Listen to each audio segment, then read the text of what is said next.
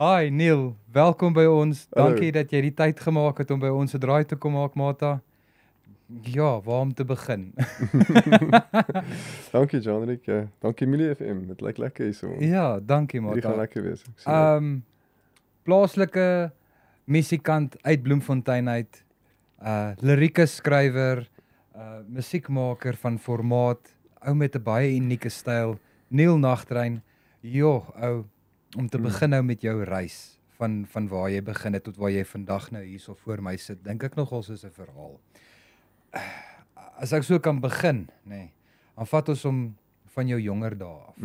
Wat was jou dryfpunt gewees om te besluit, hey, wow, ek sien musiek raak, ek hou van wat ek hoor, ek het moontlike liefde hiervoor. Ja.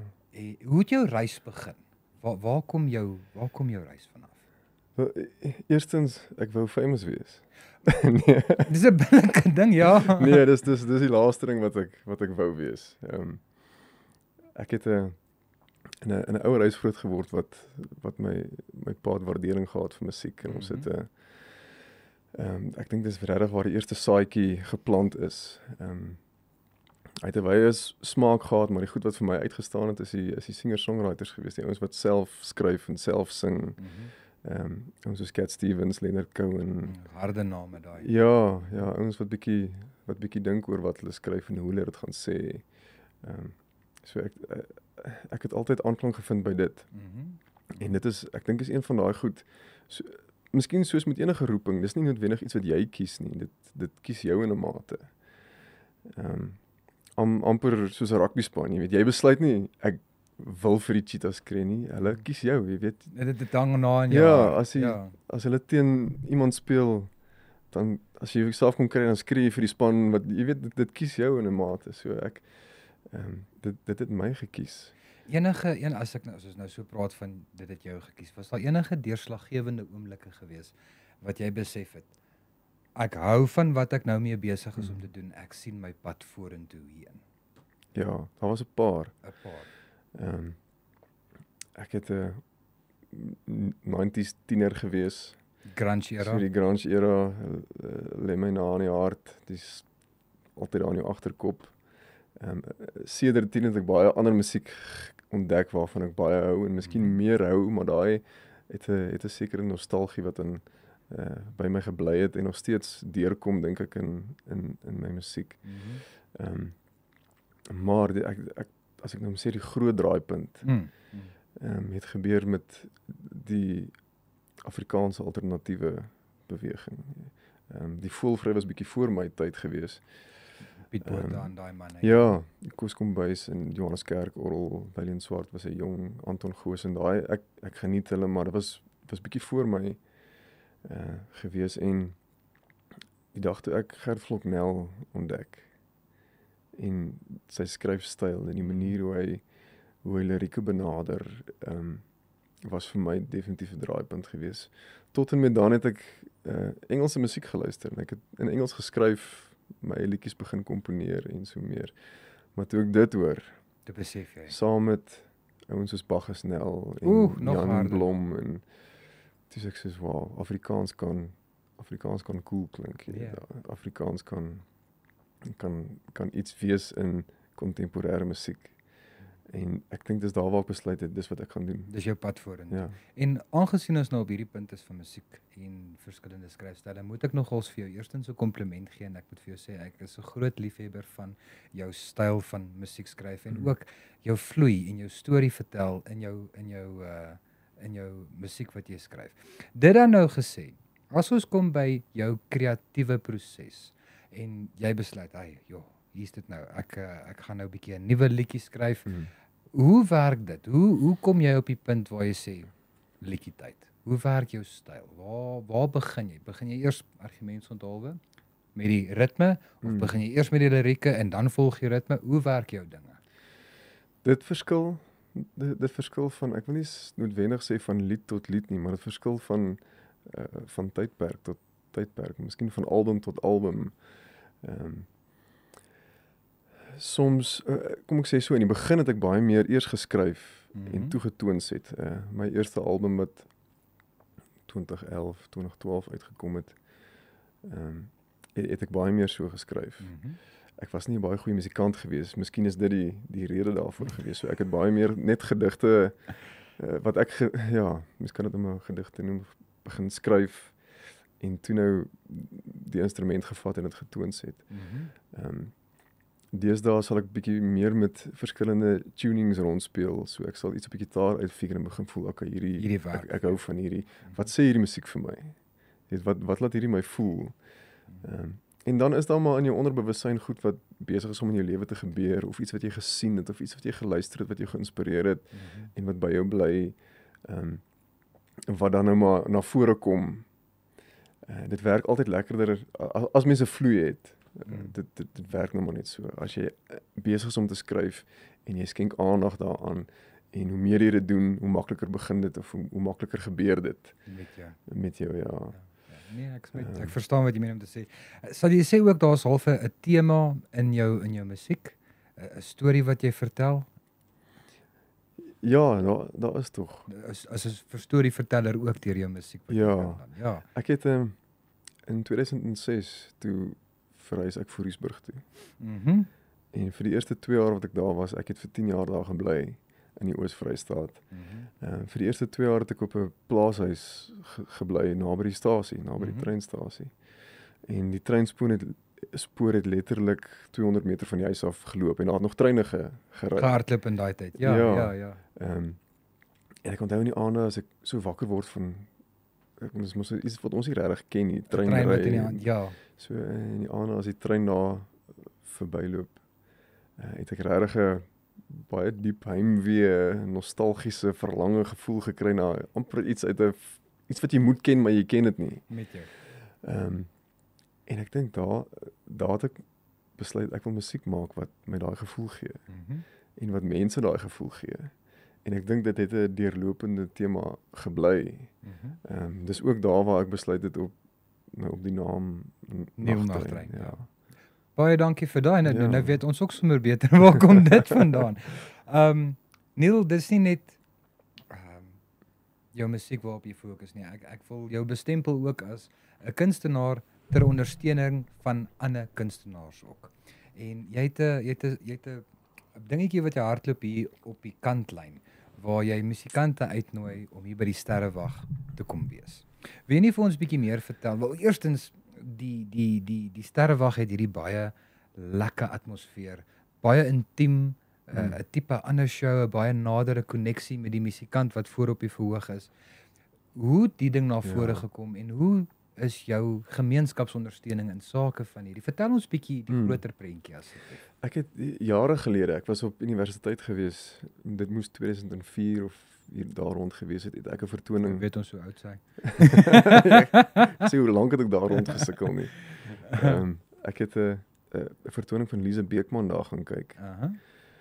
Met Skalkie Bear op bas en Johan Rautenbach op lead gitaar. En toe dit heel wat anders gelyk as wat dit nou lyk. En toe ek nou in Bloemfontein kom bly en in 2019 toe stel ons op plekke waar ons eens was die album vry en ek besluit toe hoor hierdie is die eerste album wat ek nou in 'n hele paar jaar gemaak het en dit dis 'n album wat uitgekom het amper presies soos wat ek het gevisualiseer het in die begin, jy weet. En dit gebeur nie sommer. So daai album lê my baie na in die hart en ek besluit toe maar ek wil iets spesiaal doen vir die launch van hierdie album. En toe onthou ek van die planetarium. En ons doen toe 'n show daar en dit was vir my net die perfekte setting gewees vir dit wat ek wil doen. Soos jy reg sê, dat ek kan 100 mense vat. Jy sien die agterste ou sy gesig, jy kan sy uitdrukking sien, jy kan mekaar in die oë kyk. So dis 'n baie intieme en tog formeel, maar tog ontspanne ook in 'n manier. So toe het ek 'n jaar of 2 later het ek weer daar 'n vertoning gedoen en toe besluit ek hoorie maar ek wil byvoorbeeld vir Gert Vloknel hierso sien. Ek wil vir Valiant hier kom kyk, jy weet, ek wil sy stories hier hoor. Ons het vir Koos Kombuis verlede jaar daar gehad, wat vertel het, wat deel was van die Voëlvry toer, hoe hy saam met Johannes die gereformeerde manne het die Voelvry Tour half daar, dit was een van die Ontstaan eerste gewees, shows ja. wat daar plaasgevind het. So die plek het eintlik 'n baie mooi geskiedenis ook wat musiek aanbetref. Maar so deur die jare het dit, ek wil nie sê was dit afgeskeep nie, maar daar was nie regtig moeite gedoen om kunstenaars noodwendig aktief daar te kom kry op 'n gereelde basis nie. So toe besluit ek is nou in die industrie, ek kennisse met 'n paar mense. Ek weet ouens soek baie keer in Bloemfontein 'n plek om op te tree. Hier is plekke, maar daar's nie klein teaters soos die Planetarium nie. So dis een van daai plekke waar ook eintlik jy moet daar kom wil speel. Dis die mense wat die kunstenaars wat daar gaan kom speel is die wat ek wil baie graag dit doen. Wees, ja. Nee, ek moet vir jou gee, ek geniet ook verskriklik om die kunstenaars daar te kom sien optree. En in my eie hoedanigheid ervaar ek daar kom so 'n persoonlike gedeeltetjie deur van die kunstenaar se kant af. Iets wat jy nie sou gekry het as 'n mens na 'n ander venue toe sou gegaan het en daar is honderde mense voor jou en verskriklike groot klank en beligting en al die klaste van goed nie. Ek dink dit raak so 'n bietjie verlore, daai sosiaal of nie sosiale nie, ekskuus, daai noue persoonlike verbindingnis met jou verhoog in sulke groot opsette. So ek het groot waardering vir wat jy daar doen en ek wil jou sterkte toewens in elk geval met die komende dinge wat daar aangaan. Ek dink jy doen great daarso. So gepraat oor great doen, jy is besig om aktief nou bietjie nuwe musiek ook te maak. Ja, en ek weet jy het nou 'n paar nuwe snitte vrygestel. Ja. Vertel ons bietjie, gooi dit daar uit vir almal om te hoor. Waarmee is jy op die oomblik besig? Mag ons asem ophou vir 'n nuwe album wat jy gaan uitbring? Wat gaan in die musiekwêreld van Neil Nagtrein? Gooi hom. Ek het verlede jaar 'n hele klompie liedere geskryf en studio toe gegaan. Ons het net 2 van hulle opgeneem. Helse keringsproses waar jy hulle deursit. Ja, omtrent. Persoonlike wroging en vuisgevegte en bekgevegte. Nee, daarom nie so nie. Ons het 2 van die snitte opgeneem. So daar is nog 'n paar wat daar lê wat my laat juk. So ons het nou 2 van hulle bekend gestel begin van die jaar. So die res van hulle wil ek studio toe vat nog. Ek's met jou. Hoe die bedryf nou maar deesdae werk, dit is moeilik om albums op te neem en vry te stel. As gevolg van die hele proses het so vinnig gebeur van nog 'n harde kopie in jou hand te hou tot ewe skielik alles is op die digitaal op die cloud somewhere. Ja.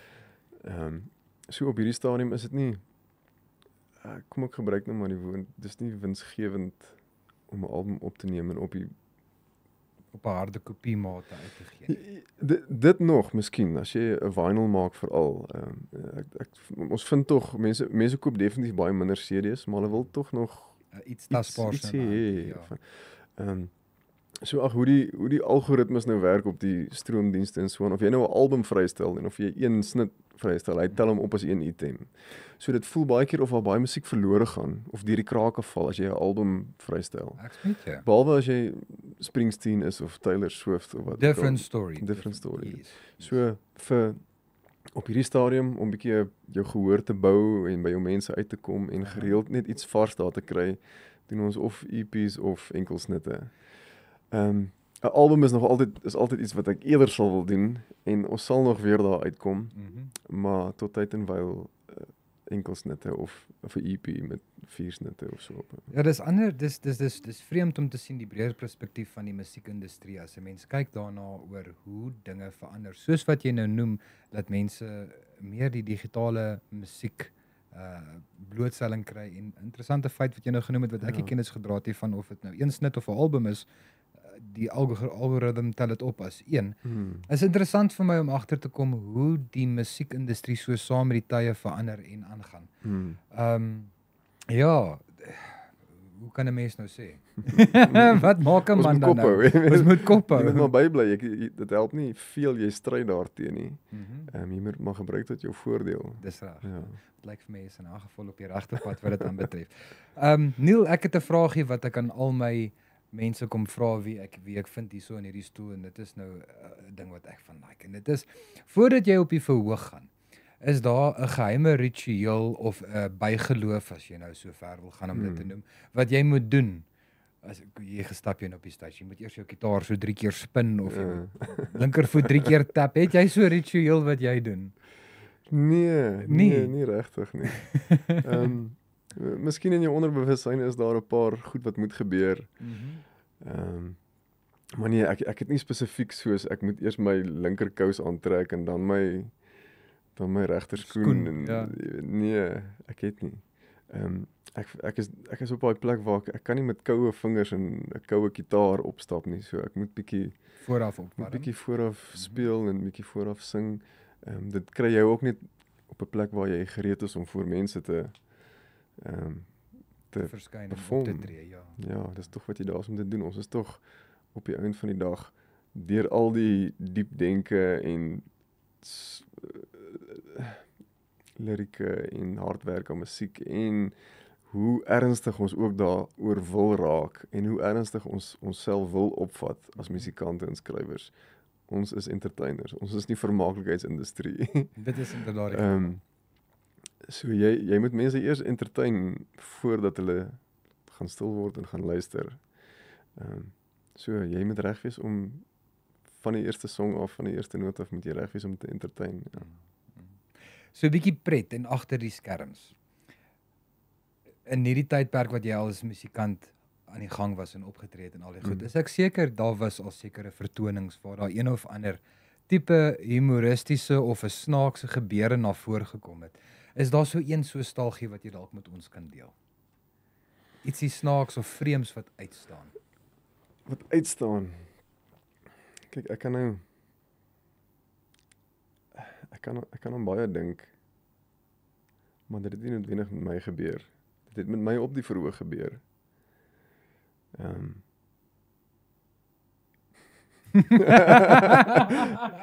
As ek dit vertel, dan gaan ek name moet noem byvoorbeeld, maar nee, iets wat my dis nie snaaks nie, maar dit maak 'n ou bietjie, ek is nie iemand wat baie vinnig kwaad of aggressief raak teenoor, veral nie teenoor die mense wat na jou musiek kom luister nie. Maar soms tree mense in plekke op wat vreemd is. Jy moet nou maar daar speel, dit is nou 'n kroeg, die mense geniet hulle self al binne en party ons gaan 'n bietjie te ver en dan klim hulle op die verhoog en wil deel word graag van, want hulle is in my kop regverdig ek het so, hulle is so geoorweldig deur wat aangaan, hulle wil meer deel word daarvan, dan klim hulle byvoorbeeld nou op die verhoog en wil begin saam sing of of jy vra speel vir my hierdie of speel vir my daardie. Ek weet jou. Ja, ek weet jou. Eentjie van geduld ook natuurlik daar. Wat nou maar daar moet inkruip, ja. Verstaanbaar. En as ons nou so meer van jou leer en ken, Neil, as ons net so 'n oombliekie kan wegbeweeg van die musiekindustrie af. Ons almal het tog 'n lewe ook by die huis en al die klaste van goed. Is daar ander stokperdjies wat jy beoefen? Is daar iets anderste waarvoor jy ook 'n liefde het behalwe net vir die musiek? Ja. Dom voorbeeld golf. Ja, byvoorbeeld nou nie golf nie. Nee, ons het mekaar in die week raak geloop hier by die gimnasium. Dis hy, ja. Ek is nog van jongs af gehou daarvan om aktief te wees en sportief gewees en dit het iets wat ek verlang nie by uitgekom het nie. So ek het 'n bietjie jiu-jitsu begin. Oh, really now? Begin opneem, jy weet. Ja. Op 'n sekere stadium van 'n ou se lewe moet jy jou bietjie na jou joints begin kyk. So wat beter as om op die grond rond te kruip en een of ander greep te moet probeer vermy. En al daai dinge. Ja, afval op die einde van die dag, ons is tog almal besig om te sien na die ou mens wie ons wel eendag gaan word. Presies, ja. So as mens nou na jou liggaam begin omsien nie, dan later gaan jy wel dilemma's en probleme hê. Ja. Ek het 'n groot liefde vir perde. Ek is 'n kranige ruiter, iets wat ek ook baie jare lank nie meer by uitkom nie. Ek het op 'n stadium met ons my eie perde gehad en so meer toe ons in Vryburg net vir Vryburg was. Ja. Toe dit bietjie makliker was om so 'n dier aan te hou. Lopende uitgawe. Ja. En dan doen ek bietjie leerwerk. Is 'n vaardigheid wat ek met my pa aangeleer het. Hy is volstoom met dit aan die gang, maar ek het so 'n bietjie ook begin met dit. Wat So, sal dit ons wees? het Wat se leerwerk is dit Ja, waarvan jy JAC leerwerke. Mhm. As ek nou 'n bietjie selfless, shameless Gooi dit self-promoting kan doen. Mag hom. Ehm, hy het nou begin byvoorbeeld om die halte reg te maak wat gebreek het, of die toom of die saal, en toe 'n belt begin maak, en toe 'n sakkie begin maak, en toe nou het ons 'n hele verskeidenheid produkte van handsakke en groot sakke en rugsakke en Very nice. voorskote en belde en so meer. Alles nou met leer in die klasse van. Alles met leer gemaak, met die hand gestik, Aha. met die hand gemaak. So dit is so iets op die kantlyn wat ek wil nog eendag bietjie meer daarby uitkom, en Ek dink dit is 'n ding wat 'n brand kan Ja, wees. Dit kan vlam vat hou. ons het al 'n bietjie gecollab, as ek so kan sê. Ons het al aansakkies met Nagtrein Lirieke byvoorbeeld op of so. So dit is 'n branding wat in die pipeline is. So as jy van 'n mooi handgemaakte stewige leersakkie hou en jy hou van Neil Nagtrein, dan kan ons vir jou iets organise met 'n bietjie. En nog soveel meer as haar naam Sunay is. Sweet Sunay. Nee ja, so. Ten slotte dan, is daar maniere hoe die publiek met jou in kontak kan kom, onder meer vir jou musiek en nou vir die leerwerke? Hoe kan hulle maak om jou in die hande te kry? Ja, Facebook, Instagram, sosiale media. Platforms daai. Ja. E-pos neilnagtrein@gmail. Ja, Ja, daai basiese. dis maar daai basiese dinge, ja. En dan closing thoughts. Is daar 'n laaste gedagte waar jy mee ons moet los? Is daar 'n jong man is wat nou in daai kamera vir jou staan en aanstaar, en as jy 'n stukkie nuus is wat jy vir hom kan oordeel, of 'n wenk oor 'n toekoms in musiek of iets van daardie, enige closing thoughts wat jy vir ons kan laat? Hardloop so ver en so vinnig weg as wat jy kan. Van mense wat negatief is. van die musiekindustrie af. Nee, moet dit nie aanpak as jy nie ernstig is daaroor nie. Wyse woorde.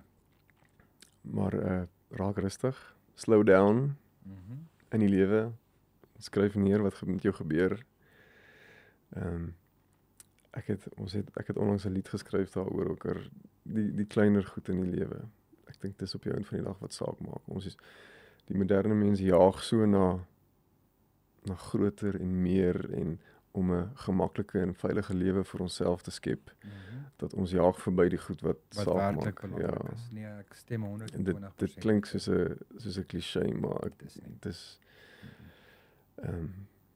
ek dink dit is waardevol. Ja, baie wyse woorde. Dit was dan nou Neil Nagtrein wat ons by ons kom kuier het hier by Milie FM se kant. Dankie weer eens. Ons wens jou alles van die beste toe met jou loopbaan en jou musiekloopbaan vorentoe, en hierdie uitdagings wat jy aanvat. Mag jy geseënd wees, maat. Mag hierdie vir jou baie vrugte bring. Baie dankie. Ek waardeer dit. Dankie vir die voorreg. Ek hoop julle potgooi gaan van krag tot krag, en dat mense van heinde en verre gaan kom om hier te kom sit. En Chris en Penny.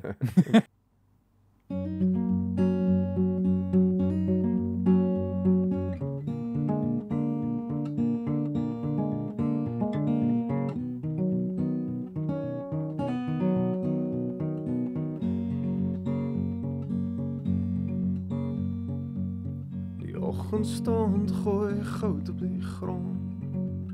Ons twee loop kaal voet daarop rond, vir altyd jonk, tot die dag 'n gedagte word. Tokkie voor die kerkklok, 12 uur slaan, spookstories in die begrafnislaan. Fiets ry tot laat met die straatligte aan. En die dag soos foto's aan 'n wasgoeddraad in die agterjaard, vir altyd jonk, is vir altyd verby.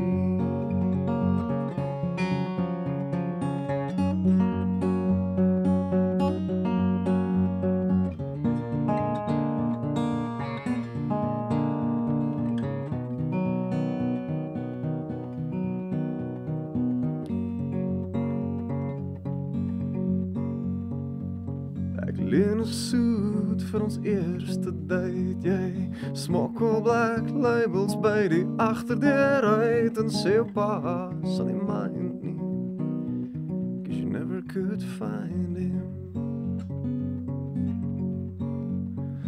Eerste soen op 'n somers aan jou wang was warm in my hand, lang hare los, jou mond vol strawberry lipgloss.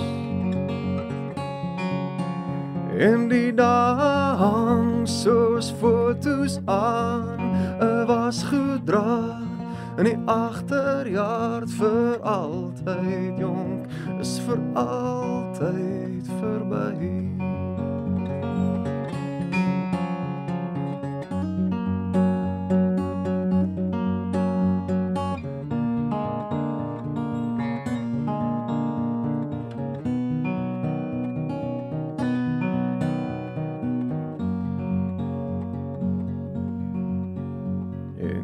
Weet ek het beloof om jou te bemin, maar wie sou kon weet, toe die winter begin, ek my tasse sou pak en gaan werk in Londen. En al jou vriende het jou verlaat, jy bly steeds in dieselfde straat, by jou ma met jou kind. Hoor jy die Here gevind? En die dag hang soos foto's aan 'n wasgoeddraad in die agterjaard vir altyd jonk is vir altyd verby.